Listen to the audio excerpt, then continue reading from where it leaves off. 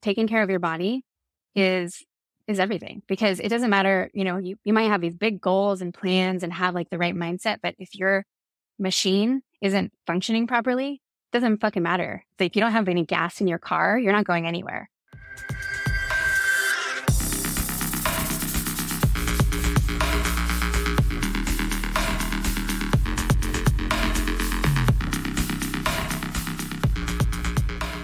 What's up, everybody? Welcome to the Headliner Mindset Podcast. Today's guest is one of the very few other coaches that I know that works specifically with DJs, artists, and people working in the nightlife industry. As a DJ herself, she knows what it's like to live the late night party lifestyle, and she's on a mission to help people learn how to do it in a healthy and balanced way. This is Amanda Malcolm Brown. What's up? What's up, my friend? So good to see you. So good to see you too. It's been a minute since we chatted and dropped in together. So happy to be here. I miss you. I miss San Diego. I miss drinking coffee by the beach and watching the waves and, all the great things that San Diego has to offer. The best. San Diego's the best. How is it out there? I love it. I love it so much. I recently moved to a new neighborhood and I'm just like in love with it all over again. So nice. What neighborhood are you in? Hillcrest. Oh, yeah. Mm-hmm. That's nice. Happy vibes. The best food here. Totally. Yeah, it's great. I know that I will end up back there someday. Like my soul is in San Diego because, I went to college there and I always said that like the stork dropped me off in the wrong city. I always felt like I was supposed to be born in San Diego. Like I was that California skateboarder vibe, it's so me. So I'm jealous that you're there, but I'm sure I'll be back to visit sooner than later. Yeah. So yeah. Come on out. Yeah. And it was so cool how we got connected. I mean, we just kind of knew each other online randomly. And when I came across your page, I was like, yo, this is like one of the only other people I've ever seen that's kind of doing what I'm doing too. Like we're coaching, but specifically serving this community of DJs and artists. So how did you get into doing that in the first place? So it's been about 7 years since I started my business, feelbomb.com. And it really came from a place of, I was so connected to helping people not have to go through what I went through, right? So I grew up in nightlife. I grew up in, basically the service industry from 15 on. And started DJing a few years later, bartended, managed clubs, managed restaurants, and just like went through it with that. Because I didn't really have any sort of structure or anyone kind of like warning me or guiding me through what it's like to be in that industry full time. So yeah, when I started my business, I had come such a long way with my journey that I was on a mission to make sure that, no one else had to go through that alone. Right. And I wanted to be like a support for people who felt stuck in it or felt alone in it. Yeah. So it was really just like, I went through it and then I'm like, I don't want anyone else to have to do this. So I'm going to start a business and I'm going to help guide people through this and pull them out of it. So when you say that you went through it, what did you go through that was challenging that you wanted to help people with? Yes. Great question. So I think, when you're working the late nights, whether it's DJing, bartending, or, throwing events, whatever it is, you have to kind of operate differently, right? There's not really any consistency in your hours, your sleep schedule is all over the place. You're always around substances, alcohol and drugs. And there's a lot of energies, there's so much energy. It's draining, right? Totally. So for me, I was partying way too hard. I mean, I really went hard for a very long time. And I kind of was doing this up and down thing of 5-day benders. And then I would do that for 6 months and then stop and then go train for a marathon. But yeah, I was just eating right, sleep issues, it's extreme insomnia, teetering on the addiction, the line of addiction. Yeah. Making just really poor decisions because I was partying so hard. Yeah. And as a result of all of that, I really struggled with my mental health. I had debilitating anxiety for a really long time, and depression. It's kind of when you're not taking care of yourself and you don't have that foundation, the result is your physical and mental health end up suffering, right? So all of that. Yeah. And this is like that kind of dark underbelly of the scene and the industry that I think doesn't get enough attention and conversation, because on the one hand, I love, especially, like just the rave scene and the culture and even the club scene. Growing up as a musician, for me, it's always been about the music. And I love how music brings people together and there's this magic and like you dance and you have fun and it's so beautiful. It's one of the best things in the world. But at the same time, there's also this kind of dark underbelly of drugs and alcohol and addiction and mental health and all this shadow side that comes with it that I think a lot of us just sort of sweep the dirt under the rug and we're like, well, let's just not really think about that or talk about that. And we need to, because I think it's about integrating all of it. It's like, yeah, how do we do this in a healthy way? I still want to go out. I still want to have fun.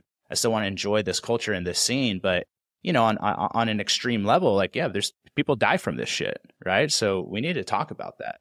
Yeah. Yeah, exactly. And I think, after a certain amount of time in the industry, working in the nightlife, we've all seen, the ODs and the suicides and the just people really struggling and, having to go to rehab. And, that's there, and it is so glamorous from the outside. But yeah, it's just, there's, it can really suck people in and chew them up and spit them out. Yeah. So. Yeah. Well, I love what you're doing, because I've been kind of feeling this, desire lately. Like I still go out and have fun. And like, I don't know, I've been feeling like, yeah, I kind of want to party a little bit. Like I want to get out and like have a little more fun and thinking about what that looks like and how to do that in a healthy way, like rather than just being like, oh, I'm going to not partake in anything ever. I'm just going to always, be sober or I'm going to just like avoid going out altogether. It's like, how do we find that balance, and I think it's an important thing to think about, but what are the first steps to that? Like, let's talk about that, right? Because we still want to have fun. We still want to be a part of the scene and this culture, but how do you find balance? I mean, that's going to look different for everybody, right? So it's not like there's one solution. And to be totally honest, like this past year, I kind of like let myself slip back into the party girl version of myself. And it was kind of interesting to watch myself do that. And like, no, like I know what to do, but I'm just kind of letting it happen, and then then I was able to put the tools that I've been, helping other people put those to use on myself. And I'm like, oh, they work, know? So it really is, I think, I mean, it's a loaded question. Like, where do I start? But I think that a lot of times when, we're such creatures of habit, right? So if you're living your life one way, for example, you're DJing 3 nights a week and, just partying your ass off and then sleeping for 2 days and eating like crap. And, you're kind of stuck in this cycle. That's, an example, but stuck in this cycle, which is, I see all the time, so common.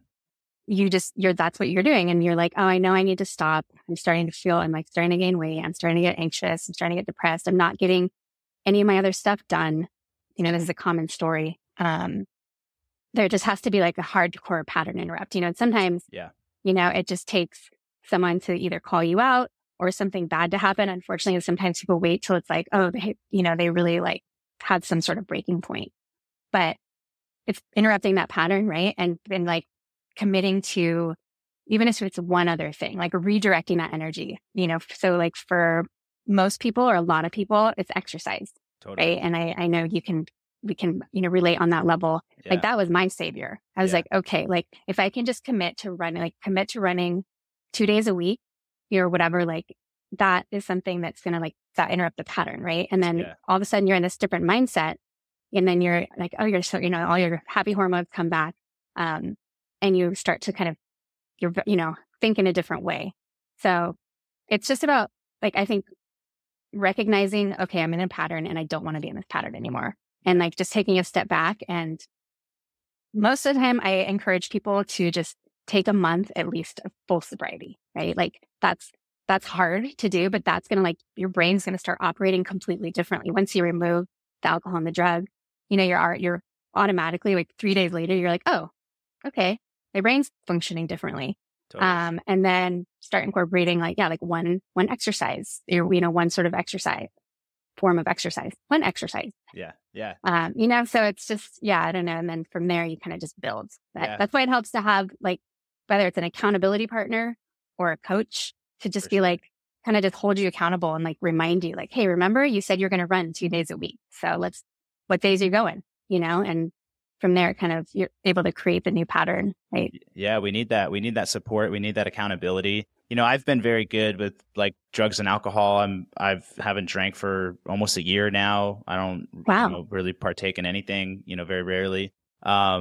So that's great. And then what I'm realizing is like the next level, like I recently even cut out caffeine, which is very much a drug. To me, that was like such a drug where I'm just like addicted and I'm just living and depending on caffeine. So I cut that out. And now I feel like I'm at the last stage is like the diet where what are you putting into your body? Like what are you actually eating? And that's such a hard one for so many people, especially when you're traveling, right? And you're out late at night, you're grabbing the 2 a.m. burrito off the street, or whatever. And I'm noticing just like how much of a difference that makes. Cause I'm like, I want to be a like optimized peak performer. I don't want to just be like good. I want to be the fucking best. And so what does it take? You have to optimize your energy in all of these areas, And exactly. So it's easy for me. Like I don't work in the nightlife scene. I get really good sleep. I'm not around, drugs and alcohol multiple times a week. So it's very, very easy, but I'm just now starting to realize how big of a difference diet makes, where like just how I feel if I'm eating, even just lower quality food versus, the buying organic and that kind of stuff. And I've been thinking about this a lot lately, but for everyone out there that wants to become a full-time headlining, touring artist, right? It's going to take so much energy to make that happen. It's a lot of work. It's a lot of work and it's a lot of energy. So one of the best things that you can do is get your fucking energy dialed in, right? Yep, if you are tired every day, if you're uninspired, if you're stressed, if you're frustrated, it's like you need to have the best quality energy. You need to be like primed. You need to be optimized. You need to be focused, inspired, excited, and fucking grind. And it's like, if you're just putting garbage into your body all of the time, or, you're not getting sleep, you're putting in garbage, you're not exercising, it's like, good luck. I don't know how, some people do it. Some people do, but like most people don't. So that's something I would really look at is like, how are you taking care of yourself? And I'm really starting to like talk about that more with my clients as well, even though it's not necessarily my specialty, but I'm like, this has to be dialed in. Exactly. Yeah. And it's so true. That's where it starts really, like you're taking care of your body is everything, because it doesn't matter, you might have these big goals and plans and have like the right mindset, but if your machine isn't functioning properly, it doesn't fucking matter. Like if you don't have any gas in your car, you're not going anywhere. Right. Yes. So that really is so important. And that's kind of where like my journey started, was with nutrition. And, especially people, I think a lot of people don't make the connection between how, like what they're putting in their body and their emotions and how the way that their brains work.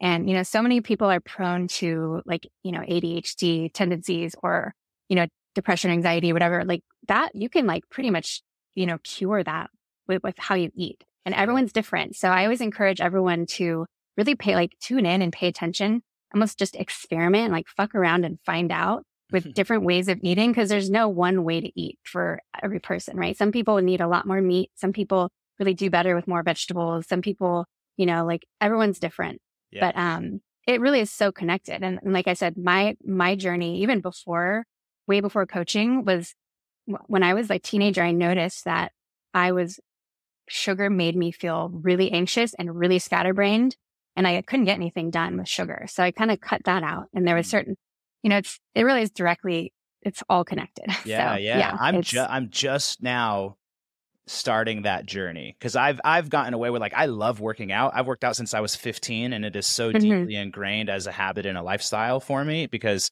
for me, it's that's like how I keep my mind right. It's a very much like a mental health as much as it is the physical health. So I've worked out for all the time. And so I've justified like, oh, I exercise every day so I can eat whatever I want. And so for the longest time, I just ate whatever. And it wasn't until I started doing CrossFit that I started to eat better, because it was more performance based. Like we were, I had a day where I remember the night I ate a whole fucking large pepperoni pizza to myself, as I was like, that was just normal. I just crush a whole fucking pizza, and then went to CrossFit at like 6 a.m. and was just sweating out cheese.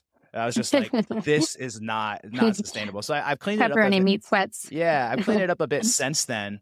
But for all you young bucks out there, like, you can get away with it. But I'm 38 now, and so I'm starting to like not like feel it a little bit differently.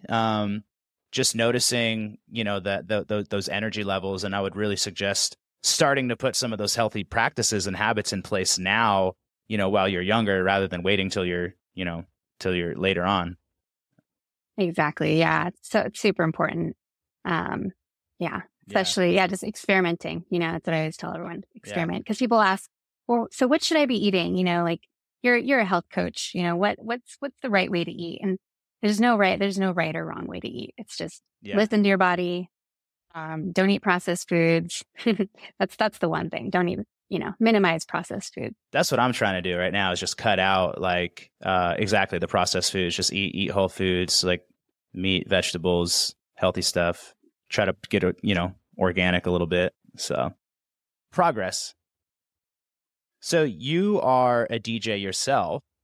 Tell me about what's been going on in the DJ world with you. I see you out there. I see you on your Instagram. You look like you're playing a bunch of fun parties all the time. Like you've been DJing a lot more these days, it seems like. I have, yeah. So I took a kind of a little bit of a break when I was traveling. Because I went, I was in Bali, and I was gallivanting around, and kind of took a little break. But now that I'm back in San Diego, I've been playing a ton of just shows, and I know, having a great time. I love it so much. I've kind of dipped into like some more because historically I've been mostly a nightclub DJ, nightclubs and festivals, for the past 14 years. But I've kind of dipped into more like corporate stuff. And I've been really lucky because I've found these corporate gigs that like let me do my thing and like Playhouse and Tech House and stuff, which is dope. Yeah. But like, don't ever, this is a little word of wisdom to all the DJs out there, the newer DJs. Don't be too cool to play corporate gigs. Because that's for so long, I was like, no, I'm only nightclub and I don't want to do corporate stuff. But there's a lot of, first of all, the money is 1,000 times better. Pay like 5 times as much. Yeah. And you learn a lot through that process too. It kind of forces you out of your comfort zone, which is a great thing. Like being forced out of your comfort zone is how you grow and become a better DJ. So how did you get those gigs? Just word of mouth, like friends of friends who like knew a guy who needed a DJ for like a car show or something, like, and then through that, I've made other connections. And I recently just did like a 5-day Range Rover event, which was dope. Hell yeah. So that's been really fun. Yeah. I'm having a great time. I love DJing. Yeah. So much fun. I love that you're actually out there doing it yourself. I have the privilege of just sitting here in my comfortable little apartment and not touring and giving all these touring artists advice about how to tour properly. But you're actually out there, doing it and putting in these late nights. How do you stay balanced with that, right? Where you're out till, 3 or 4 in the morning and then you're back to your sort of day life, how do you balance that roller coaster?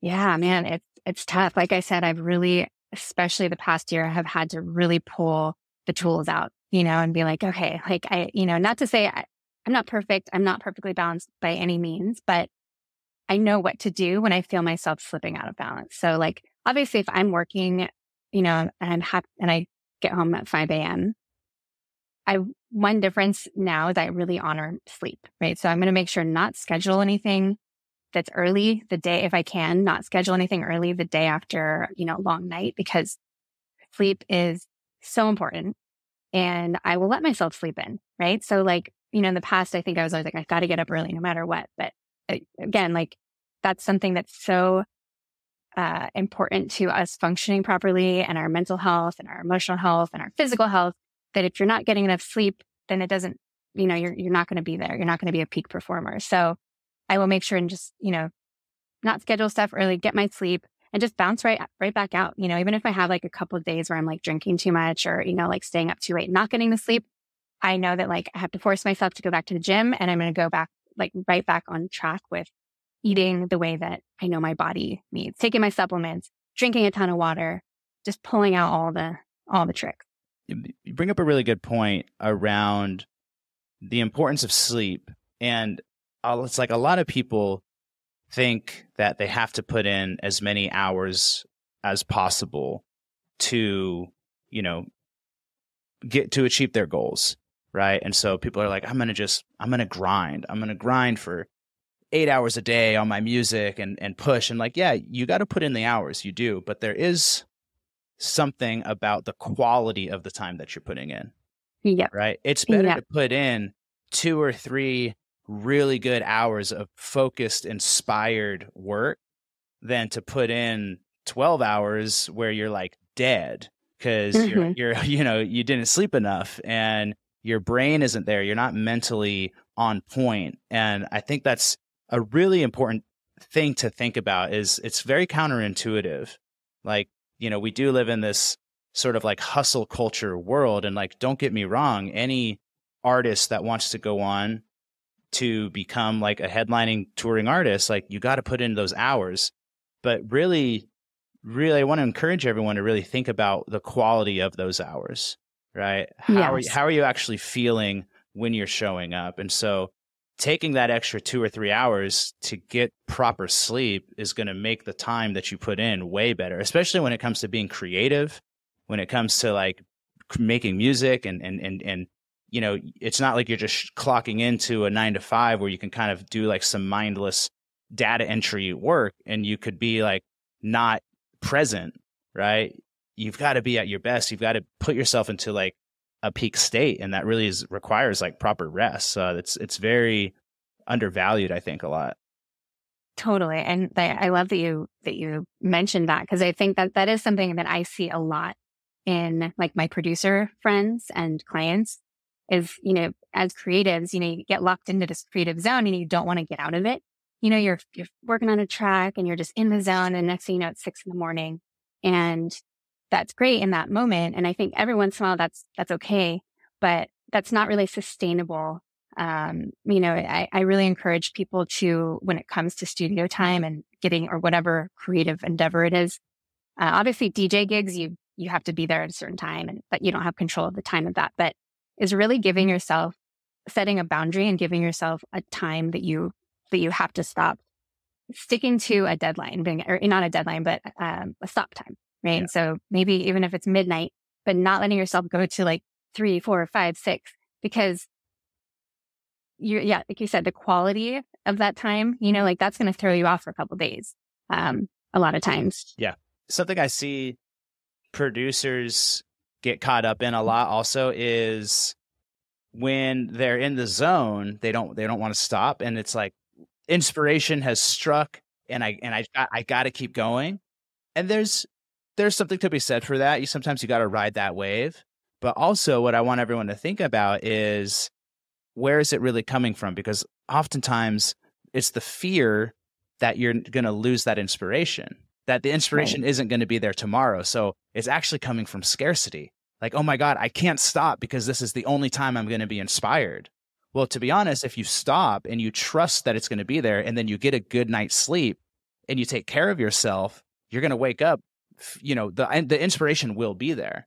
But exactly. if you push it all the way to that like last point of like burnout and you squeeze every like last drop of juice out of that lemon, then nothing's going to be left over, and you're also going to be very depleted. So it's something to play with. Sometimes, sometimes you got to pull the all-nighter and get through. But I do believe that having like a more of a kind of regular routine, and also just knowing and trusting that you can walk away from that inspiration and do it from a place of abundance, of knowing that like there's an infinite source of creativity that's out there. And the more I take care of myself, the more access I have to that.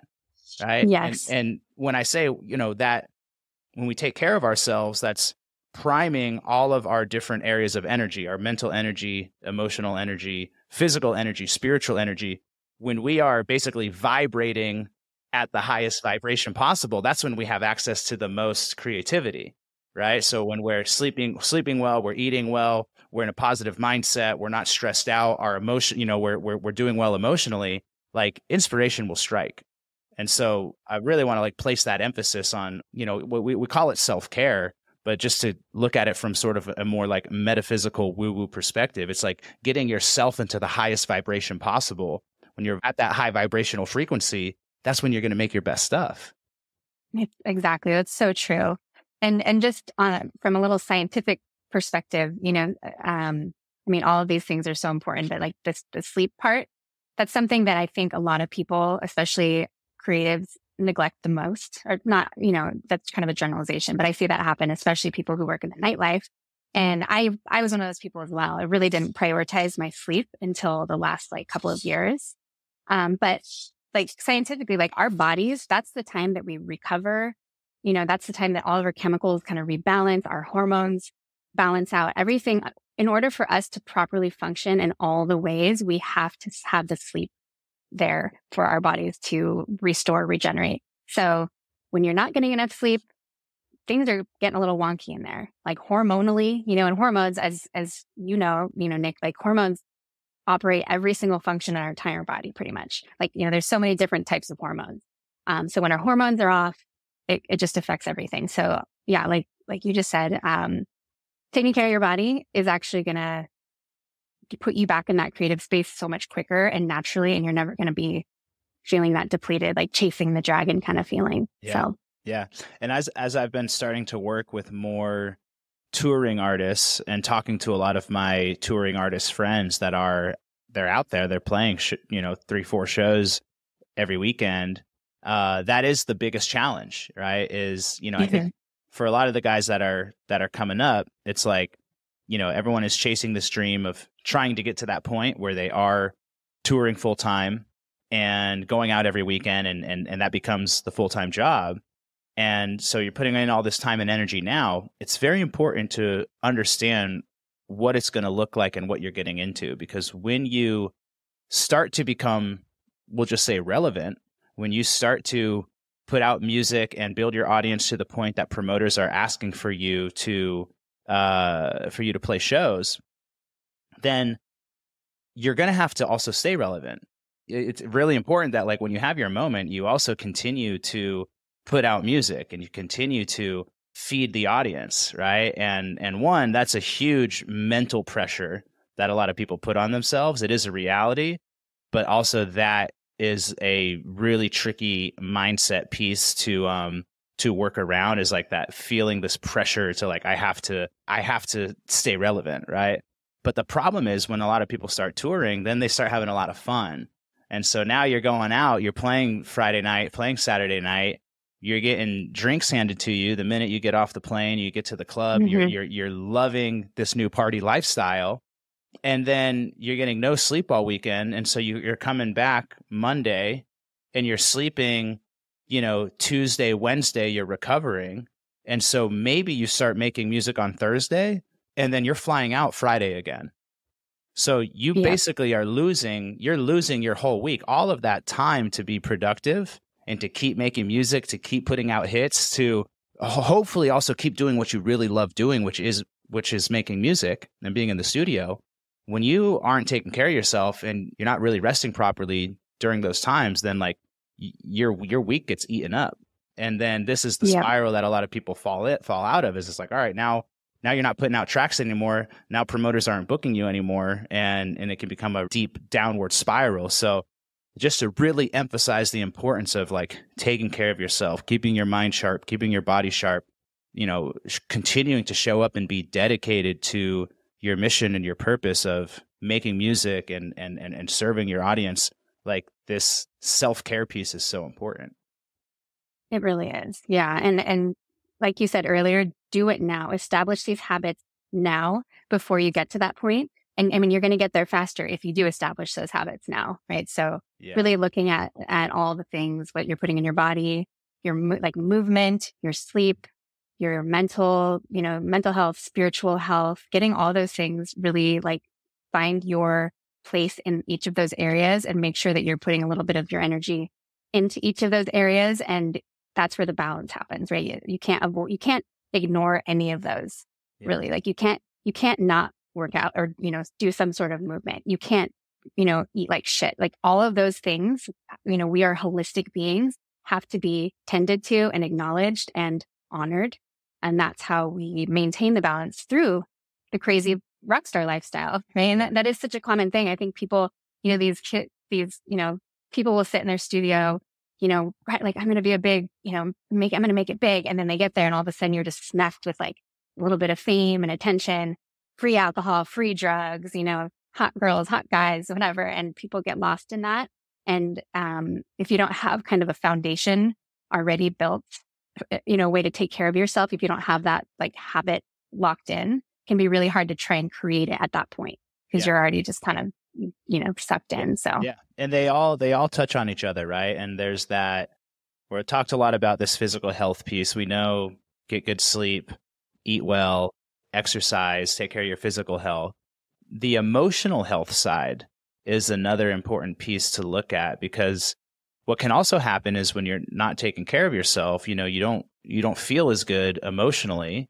And a lot of times people start to despise having to go out. They're like, I don't even want to go out on the road. This dream that I've been chasing for so long, now it's become a job and I'm not bringing any joy to it, right? I'm not bringing any fun to it. So that's where it's like people do become dependent on, now I kind of like have to get fucked up to have fun.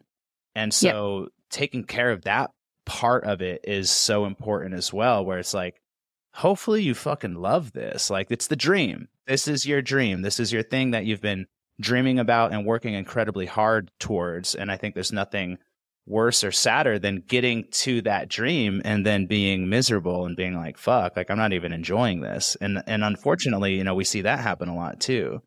So how do you take care of your emotional health? Great question. I think that it starts with just acknowledging your emotions, right? And I think a lot of us, especially with men, are kind of like raised to just like ignore, like, oh, you feel sad, like just go, walk it off, like don't think about that. But really like identifying your feelings and honoring them and, listening to them and asking maybe why they're there. Because, when we're feeling sad or anxious or whatever the emotion is, it's there to tell you something, right? Especially the painful ones. It's there to it's saying, hey, something needs to be healed or something needs to be acknowledged. And so often, we just kind of brush them under the rug because I don't want to feel that. I'm busy. I got to get back to work. I'm tough, like I'm strong. But when we do that, we, amass a pile of unseen emotions that will eventually manifest in some sort of blowout or addiction or, breakdown or, physically, that can cause like sickness. And so I think it really just starts with just slowing down, right? And like, if you're feeling really sad for a while, just like journaling or talking to a therapist or talking to a friend or just kind of just being connected to your feelings and listening to that. I think that's where it starts. Yeah. I like this idea and definition that emotions are energy in motion. And so if you think about it, a feeling, it's just there's energy. An emotion of sadness is like, oh, I feel this energy in my chest of having a tight chest, or maybe it's energy behind my eyeballs, and it is physically transmuted into tears, right? And it actually comes out of you, but it's just, it's energy. And I think yes, learning how to just acknowledge and be with the energy is huge. Of like, all right, I'm feeling this thing. Let me kind of sit here and feel it. But this idea that it's also it's energy in motion, it needs to be moved. It needs to move through you. And when we're ignoring it, we're just pushing it down, shoving it into the closet, like just like, all right, but it's stuck, right? That's where we get our stuck emotions, which cause all sorts of problems. So learning how to move that energy through you. It's like anger is a big one, in a lot of the men's work that I've done. Anger is this emotion that a lot of men aren't really taught how to deal with, and how it's kind of like, it's scary, right? And so we're like, hey, no, you got to always like keep your cool, don't get angry. And it's like, well, no, anger is a real emotion. It's a feeling inside of us that is very valid.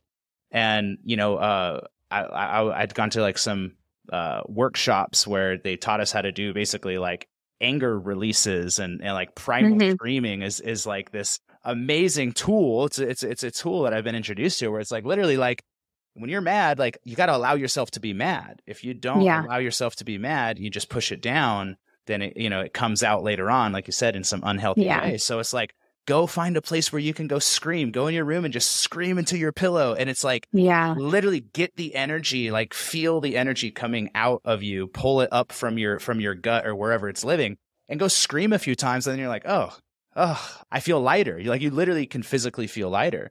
Or, you know, like we all know you need to have a good cry sometimes, get the tears out, like allow yourself to, but anger is an interesting one that like, it's really scary and like a lot of people don't go there or allow themselves to, but whatever the emotion is, it's like, yeah, acknowledge it, feel it, but then also like move it through your body some way. And that, I think that's why we love working out, because it's like, you know, when you work out, you are pretty much doing that, maybe unconsciously, but to also really consciously feel, acknowledge, question, get curious about those emotions, and then also like, okay, let's try to move this shit out of our body too, because dude, it's so important. It really is, you know, and then there's, you know, there's a technique where they, you know, people do like tapping, you know, which is kind of the same concept, but I don't know if you're familiar with that.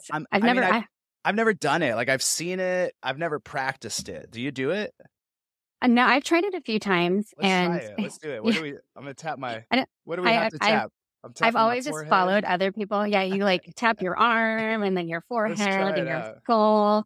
But it's essentially that same kind of like concept, you know, and it looks so silly, but I've only done it a few times, but it really is. You're so right. It's like whatever it is, like, I mean, even walking, you know, people are kind of, I don't know, people have their opinions about walking, but there's just going out and just moving your body is. Well, think about, why do we love dancing so much? Why do we go to clubs? You know what I mean? Like, why do we go to festivals? It's a what we call a somatic release. Somatic meaning like of the body, and it's a release of energy. And I think that we have unconsciously been doing this. Is like, oh, I have had a stressful week. Okay, I need to go. I want to go on the dance floor and like, not only see friends and hear music, but like that moving your body is moving all of that stuck energy out of your body. So like we're already doing it, you know? Totally. Isn't that so cool that like dancing has just been a natural thing that humans do for like forever. Thousands of years. Forever. It's so rad. Since we were like cavemen, probably just dancing around the fire. Some caveman had like a stick on a bone, and he's just like tapping, and everyone's like, whoa. Starts doing they start shuffling. Dude, I wonder when the first proper dance party was, you know, where there's like a group of just primitive monkeys just like fucking getting down. It's so cool. The first club ever. Yeah. So that's emotional health. What about mental health? How do you take care of your mental health, and what kind of tips do you have for people to take care of their mental health? I mean, I kind of consider them similar, right? I think they're with emotional health. Yeah, I think to me, mental and emotional health are kind of the same thing. Well, it's funny that we even call it mental health, because I think what we're actually talking about is emotional health usually, where it's like, you know, when we talk about, oh, my mental health is suffering. Well, it's like, yeah, you're feeling bad. You're not, you know, you're thinking bad, but you're feeling bad. I'm feeling it. I'm feeling my in my body. So yeah, they're definitely like directly connected and intertwined. Yeah. Mm-hmm. Yeah. What do you think? Do you think like what would you say? I have this perspective that, you know, our thoughts are what cause our emotions, right? Mm-hmm. I think there's two parts to it. I think that what we think about really influences how we feel, right? Mm-hmm. Yeah. If I sit here and I think about somebody that hurt me in the past, and I really think about it, like I'll start feeling maybe sad or angry or resentful, you know? And, you know, like I have a gratitude practice I do every morning. I sit down and I think about everything in my life that I'm grateful for. And then I start to feel grateful. I feel like an opening of like love and joy and excitement and gratitude. But I sit there and I'm like consciously think about that. So I think that our emotions follow our thoughts. And that's why mindset is so important. And at the same time, sometimes emotions just come out of fucking nowhere, you know? And it can be, I think that those are maybe some of the suppressed emotions, the emotions that we haven't felt, the energy in motion that hasn't been in motion. It's been ignored and suppressed. So you could just be driving down the street and all of a sudden get angry for no reason, or you know, just get sad for no reason someday. So yeah, I don't know. I think that they definitely are connected, but I do know that we can control our emotional state, that we can generate our own energy by being very, very intentional with what we think about. And so like controlling our focus, controlling what we're thinking on is like, if I want to feel joyful and I want to feel happy, by using the power of my mind, I can steer my emotions in that direction. Like right now, like I could just really focus on the fact that you're here with me and we're having this conversation and we're both doing awesome shit. And out of all the billion people in the world, you and I have connected and have this relationship, and we get to do the fun things that we get to. And even as I'm saying that, you're starting to smile a little bit, right? We can generate our emotions. Normally, we're not in control of our mind. Our mind is just a fucking, like a little puppy running around shitting and pissing all over the place. And it's not trained, and it's not disciplined. And so when we can really be intentional and disciplined with what we focus on, I think we have the power to control our emotional state way more than we think. Way more than absolutely. Yeah, I couldn't agree more. And I think it's important to, you know, really notice the voices and the things, you know, the loops that are going on in our heads. And I think, you know, so many people, they're just used to, oh, this is just what's going on back here, right? The monkeys are talking and like, oh, I suck or whatever, right? And a lot of times these voices have been going on for so long. You know what I mean when I say voices, not like you're actually hearing voices, but the dialogue. You don't hear voices in your head like I do? Keep it down back there. But Ray, we all have these dialogues going on in our heads, and a lot of it is more surfaced, and you can kind of catch yourself like saying like, oh, like I'm an idiot or whatever. And then there's also these layers that go farther and farther back that are more in our subconscious. And those things are programmed from our childhood, from our parents, from our teachers, or just these old ways of being that, you know, and we almost are so used to them being there that we don't notice them anymore. Right. And so I tell people to really start, you know, I encourage my clients and, you know, people who I see really struggling with, you know, their mental health or, you know, emotional health, to really tune into those voices. And that's why it's so important to have a meditation practice or just do something that's getting you quiet with no phone and no one around for a little while to really tune into those, the dialogue. And like you said, we can't control that, right? I mean, we can, but we can't, if there's certain days where you're just like, fuck, you know, it's like you're just in a bad mood. So in those times, notice that, and it may not stop, but replace it with something else, right? You can fill in the space with something more uplifting, something that's actually going to be beneficial. Because if that voice is saying like, God, you're never going to make it, you suck, you're never going to be a headliner, you're the worst DJ, whatever, cool, let that happen. But then make a list of things that are the opposite and just start saying those things to yourself. Like look at that list every day, and you know, they might still be going on back there, but you got to overpower them with something different. And so if they don't stop, even if they don't stop, you can start replacing them, and eventually they will start to replace the other voices. But you're right. It really is a direct impact.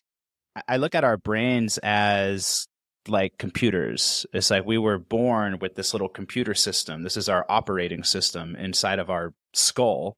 And it's been being programmed since the minute we were born. People were teaching us how to talk, and this is how we were programmed. We were programmed to speak a certain language depending on what part of the world we were born in.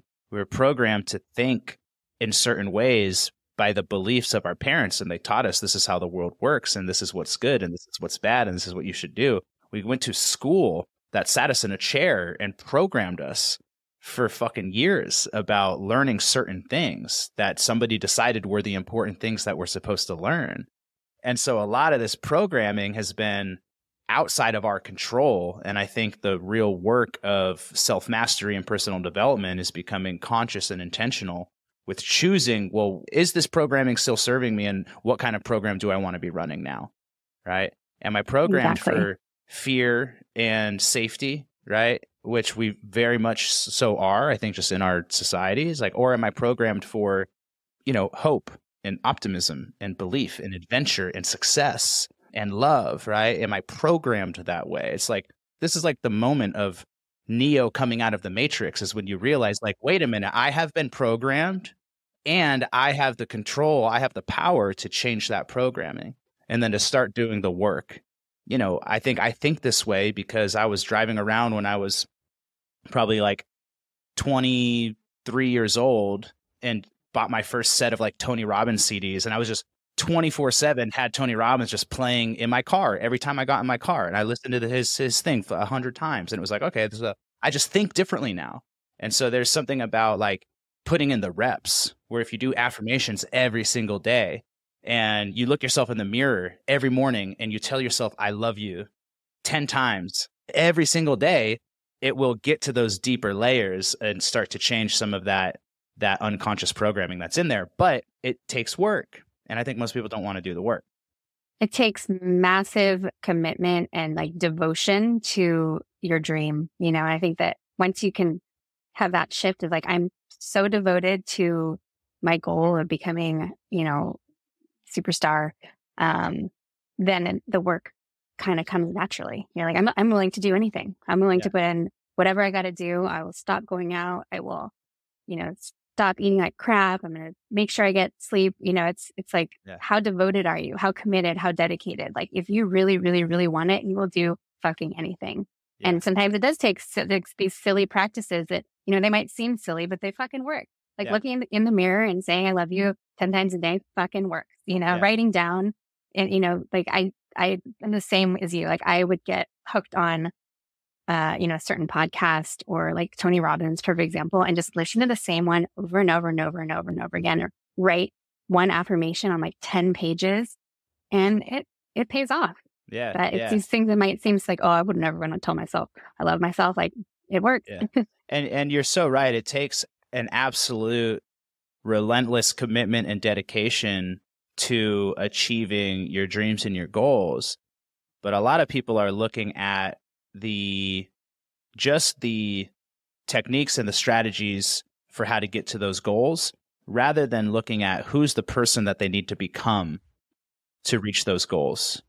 Right? Absolutely. Everyone's trying to like, okay, well, I need to like make more music and I need to just build my audience or I need to, do these things. And yes, you do need to do, but you also need to become a different type of person. You need to start thinking differently. You need to start changing your habits. You need to develop this unwavering belief. There's all this whole other side to it. Yeah. The first coach I ever had, I remember, I think it was like day one of like my first coaching ever. This guy taught me about this idea of be, do, and have. And normally we're thinking about what are the things that we want to have, right? I want to have these goals. I want to have a booking agent. I want to have a manager. I want to have a tour. I want to have success. Okay, what do I need to do to get there? Okay, well, I need to do these things. And that's pretty much all we're thinking about. But there's that deeper level of who do I need to be? Who do I need to be in order to do those things? Because there's a certain way of being.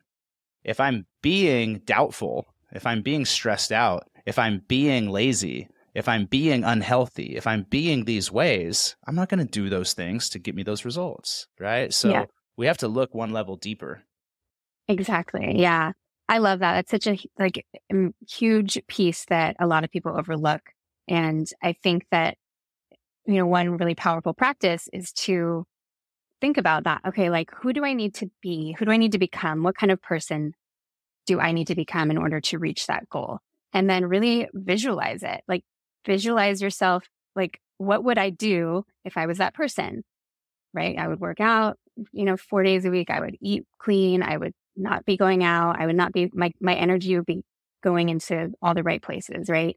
But it's really like, you need to believe that or you need to be able to visualize that and like really step into that version of you, and not in such an abstract way, like really connect with that person, and that's such a powerful thing. And that a powerful practice. It's like lay down, close your eyes, do that, a few times a week or every day, and just like visualize yourself moving through life as that person and thinking about specifics of like, what does it feel like? What are the decisions you would make? What would your day to day look like? Yeah. And really, like, before you know it, you'll start to actually become and embody that version of yourself. That's the cool thing is once you start to get a taste, you'll have these moments where you're like, oh shit, like I am that person. Right? Mm-hmm. And it starts to shift your entire identity of like, oh, wait a minute. Like I'm stepping into a new version of myself. And there will be these little flashes and these little moments of when you do start to show up that way and you're like, whoa, I want more of that. And it will inspire you to keep going. Totally. But yeah, it's like, it's just that whole idea of, you will see it when you believe it. Right. Mm-hmm. It's like, you got to really, believe it first and then, and do that, like that inner work. See it in your mind first, but then you'll see it in your reality. Yeah. Yeah. Love it. I can nerd out on this shit for Me too. Hours. Yeah. Yeah. I really love the identity piece too. It's something that just people don't talk about enough. But. Yeah. Well, that's the deepest level of it. Mm-hmm. Let's go there. Let's talk about identity. I mean, I know that was something that for me personally that changed my life. Really, I think I've told you this before, but when I was, I think I was like 14, I stumbled upon a book called Creative Visualization, and it was right around the time that like I moved out when I was 15, so I think I must have gotten it right around that time. Moved out when I was 15, and really had to start my adult life. Dropped out of high school, like worked in a restaurant. It all happened at once. And I'm like, okay, like who is this new version of me? Right. And I had this book that really like made me kind of create my identity. It had all these little prompts to really like visualize, who is this? Who are you? What do you, really specific things. And so at like 15, I decided like, okay, I'm going to be, I really like built an entire identity. We're going from like a high school dropout to like a successful 15, 16-year-old, like, crushing it in restaurants, partying too much, but, just like living on my own. So anyway, that was a cool experiment for me at that age to like have access to that book and to be able to create an identity. And I've used that tool so many times throughout my life where I didn't feel stoked on where I was at, or like I knew something had to change. And I'm like, okay, how am I seeing myself right now? Right. Because the way that you perceive yourself directly affects your actions and how you live your life. So when you can like see yourself as this different identity, I mean, it's still you, but a different version of yourself, then you start to act differently, and then you get different results. And then, so that's really a pretty powerful piece. So sorry, that was a tangent. But... No, it's not at all. It's so good because I think that we oftentimes think that this is just who I am, as opposed to realizing that like I have the power to be whoever I choose to be. So if who you are isn't really working or isn't the best, version of yourself, then it's like we don't ever actually really think about what is the vision of my best self. What could I be?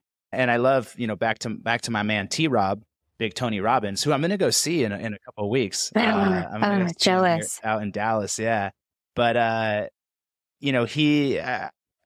heard it from him first, where he said, "Life isn't about discovering yourself; it's about creating yourself." It's like deciding, this is who I'm going to be. This is what it looks like. These are all the things, all the qualities, all the characteristics, all the habits. This is how the fuck I show up. This is who I'm choosing to be. Having that vision locked in and clear, and then working towards becoming that every day. A lot of us are just like, well, this is just who I am, and I'm just kind of flowing through life just sort of naturally, rather than recognizing like, no, we are the ultimate creators. We have like such massive creative powers that we can create anything, including ourselves. So if there's anything that we should be working on and creating, I think it should be ourselves, who we are. Absolutely. T-Rob. Big T-Rob. Yeah. I love him. He's always going to be the GOAT. Dude, for real. I'm excited to see him because homeboy's getting up there. He's getting a little He's getting kind of old. I heard he's slowing down. Because he's really? Like, yeah, he's like in his, I don't know, like 70s or something now. Yeah, he's got to be. Isn't he put out a new book that I think is focused on like youthfulness and great, and how to, I don't know. It's about health. He does also have access to probably all of the greatest like biohacking, absolutely, like entrepreneurs and technology. Like he's probably going to live to be like 150. Totally. I know. Exactly. Him. Yeah. He's a beast. Well, Amanda, I love you so much. I'm so happy to be on this journey with you and to share this mission. And I just think the work that you're doing is so great. Where can people find you if they're interested in getting some support? Yes, Instagram is the best place. My Instagram is feelbomb.com. So that's FEELBOMB . So that's DOT.com. Feelbomb.com. Coolest IG handle ever. So good. It's also my website. Yeah, feelbomb.com. Shoot me a DM, or you can schedule a discovery call in my link tree. I'm happy to, just support however I can. So hell yeah. Well, I appreciate you taking the time to hop on today. Very excited to share this with everybody. And I can't wait to see you next time I'm in San Diego. I'll be sure to hit you up. I got to get out to Austin too. I haven't been, so we'll hang out soon. All the coaches are here. All the coaches are out here. I know. You want to make it out, but yeah. Yeah. Well, thanks so much for having me. Thank you. One time for my independent woman getting dope.